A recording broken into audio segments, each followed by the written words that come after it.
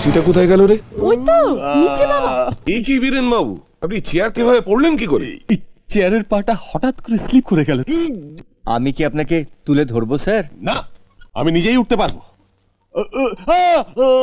তাহলে আপনি উঠুন, আমরা যাই। না, তুই কোথাও যাবি না, তুই এখানেই থাকবি। আমার তো যা করার আমি তাই করে দিয়েছি, আর আমরা এখানে থেকে কি করবো স্যার? আপনি আমার কাছে যে প্রমাণ চাইছিলেন সেটা এবারে এনারা দিয়ে দেবেন, কিন্তু আপনি কিভাবে চেয়ার থেকে পড়ে গেলেন সেই প্রমাণটা কিন্তু কেউ দিতে পারবে না স্যার। চলি। এরা এখানে এসেছিল কেন? আপনার মেয়ের বিরুদ্ধে ডায়েরি লেখাতে। উনি নাকি ওনার গাড়ি নিয়ে ওদের অটোতে ধাক্কা মেরেছেন, আর অটো উল্টে গিয়ে ওদের নাকি চোট লেগেছে। বুঝুন এক। হ্যাঁ, ওরা ঠিকই বলেছে। আপনি কি ওদের হয়ে প্রমাণ দিতে এসেছেন? না, ওরা আমার গাড়ির চাবি আটকে রেখেছে। আটকে রেখেছি কোথায়? টাকা দিয়ে দিন, চাবি নিয়ে যান। কত টাকা? এ তো সোজা হিসেব।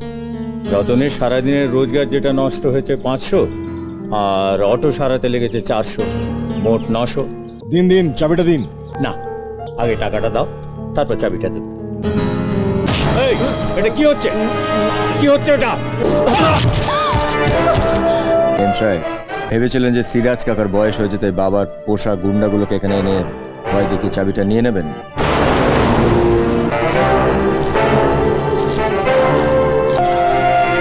আরো 100 লাগবে।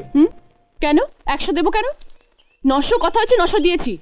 হ্যাঁ, কিন্তু আমার এই যে এতটা সময় নষ্ট হলো তার দাম দিতে হবে না? তাড়াতাড়ি দিয়ে দিন ম্যাডাম, নাহলে ট্যাক্সের মিটারের মতন টাকার মিটারটা বাড়তে থাকবে। এর শোধ আমি তুলবো। যেদিন শোধ তুলবেন বলে ঠিক করবেন সেদিন ব্যাগে একটু বেশি টাকা রাখবেন, আর ছোট্ট একটা ধাক্কায় 1000 টাকা কেন, বড় ধাক্কা হলে কি করবেন?